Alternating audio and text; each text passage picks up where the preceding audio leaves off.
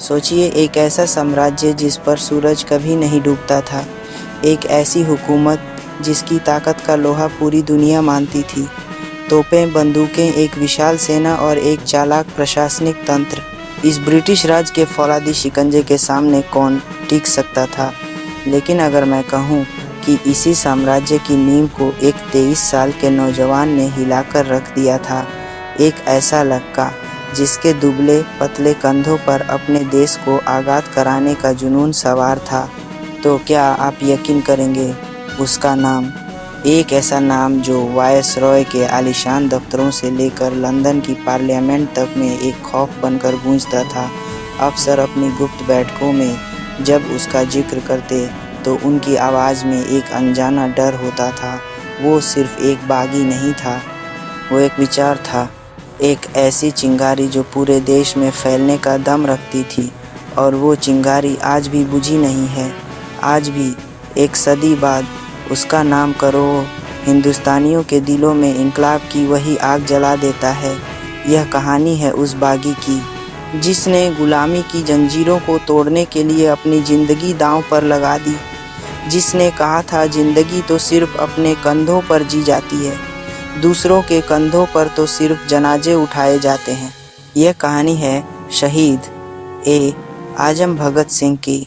इस कहानी की शुरुआत होती है 28 सितंबर 1907 को पंजाब के लायलपुर ज़िले के बंगा गांव में।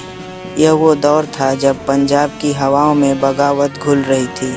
अंग्रेज़ों के लाए गए नए कृषि कानूनों ने किसानों को अपनी ही मीन पर मजदूर बना दिया था। हर घर में गुस्सा और बेबसी थी, और इसी माहौल में भगत सिंह का परिवार क्रांति का एक केंद्र था। पिता किशन सिंह और खासकर चाचा अजीत सिंह दोनों गदर पार्टी के बड़े नेता थे और अंग्रेजी हुकूमत के खिलाफ पगड़ी संभाल जट्टा आंदोलन चला रहे थे। वो किसानों को जगा रहे थे, उन्हें उनके हक के लिए लड़ना सिखा रहे थे। जिस दिन भगत सिंह का जन्म हुआ, उसी दिन उनके पिता किशन सिंह और दोनों चाचा अजीत सिंह और स्वर्ण सिंह जेल से रिहा हुए।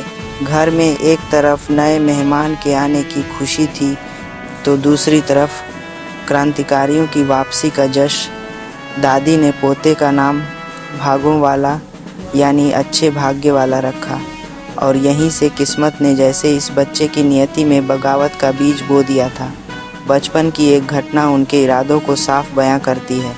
एक दिन पिता के साथ खेत में घूमते हुए 4 साल के भगत ने पूछा, पिताजी, आप खेत में क्या बो रहे हैं? पिता ने जवाब दिया, अनाज बेटा।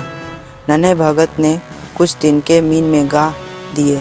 जब पिता ने पूछा कि वो क्या कर रहा है, तो मासूमियत से जवाब मिला, मैं बंदूकें बो रहा हूँ, ताकि जब वो बही होंगी तो हम अंग्रेज़ों को अपने देश से भगा सकेंगे।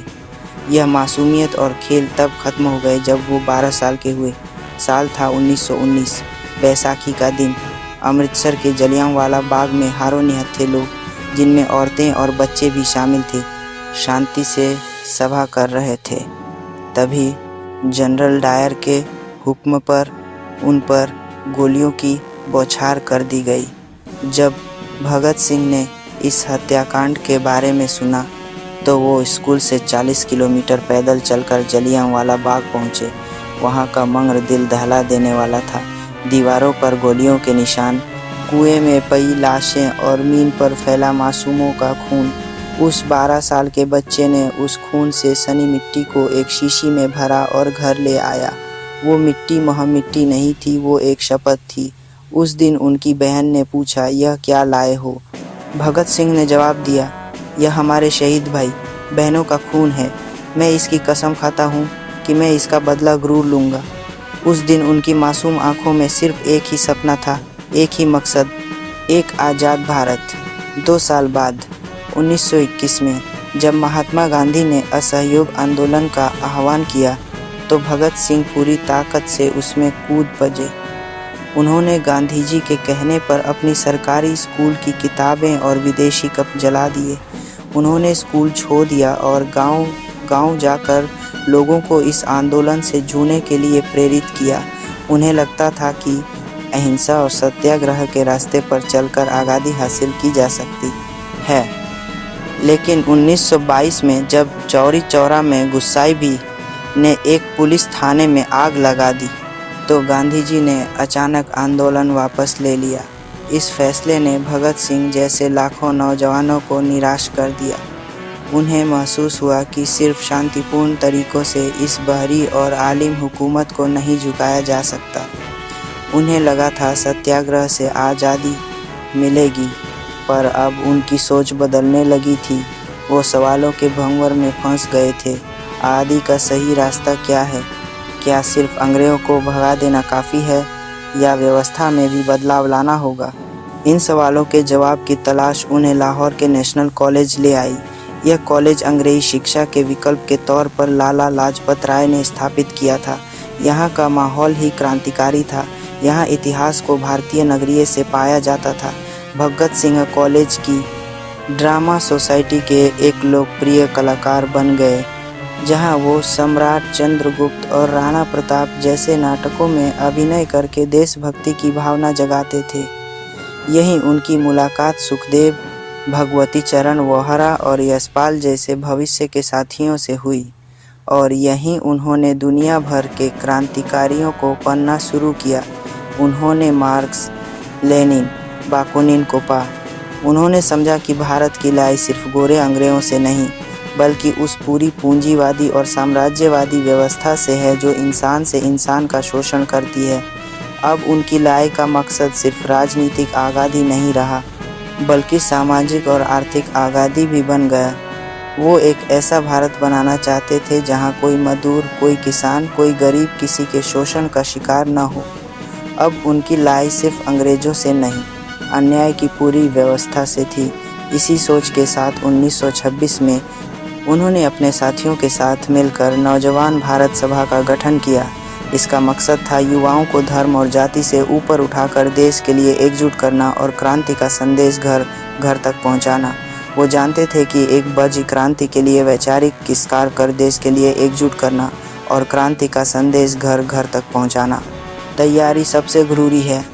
इसलिए उन्होंने गुप्त मीटिंग्स करना, पर्चे बांटना और युवाओं के बीच बहस और चर्चा को बढ़ावा देना शुरू किया।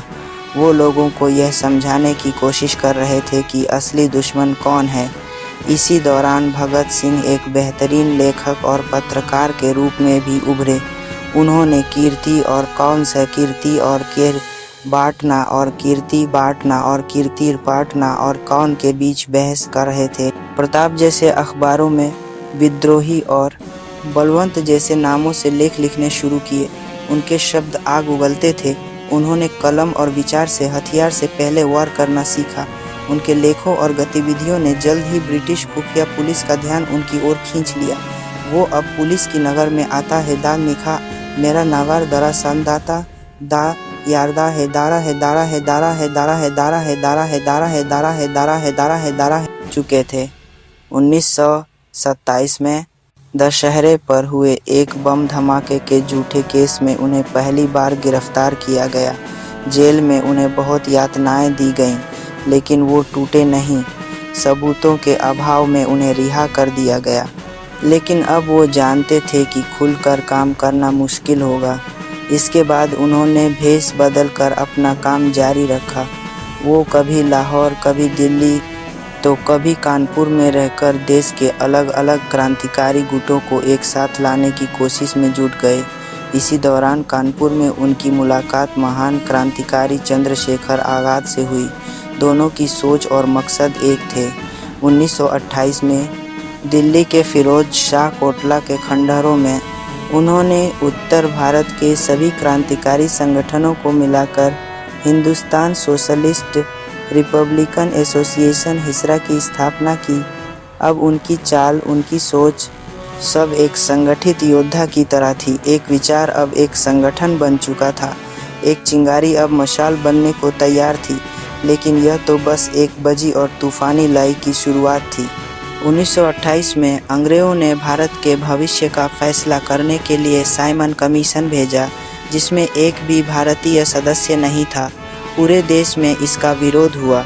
लाहौर में भगत सिंह के गुरु और पंजाब केसरी लाला लाजपत राय इस विरोध प्रदर्शन का नेतृत्व कर रहे थे। पुलिस सुपरिटेंडेंट जेम्स स्कॉट के आदेश पर पुलिस ने उन पर बेरहमी से लाठियां बरसाईं। लाला जी बुरी तरह घायल हो गए और कुछ हफ्तों बाद उनकी मृत्यु हो गई। मरते हुए उनके शब्द थे, मेरे शरीर पर पई एक एक लाठी ब्रिटिश साम्राज्य के ताबूत में एक एक कील साबित होगी। इस घटना ने भगत सिंह और उनके साथियों के दिलों में बदले की आग जला दी। उन्होंने फैसला किया कि इस अपमान और शहादत का बदला लिया जाएगा। वो एक ऐसा कदम उठाने वाले थे जिसे सुनकर पूरे भारत में सनसनी फैल जाएगी और अंग्रेज अफसर अपनी रिपोर्ट में लिखेंगे, यह नौजवान सिर्फ एक आतंकवादी नहीं बल्कि एक दिमाग है। यह है भारत का सबसे खतरनाक आदमी।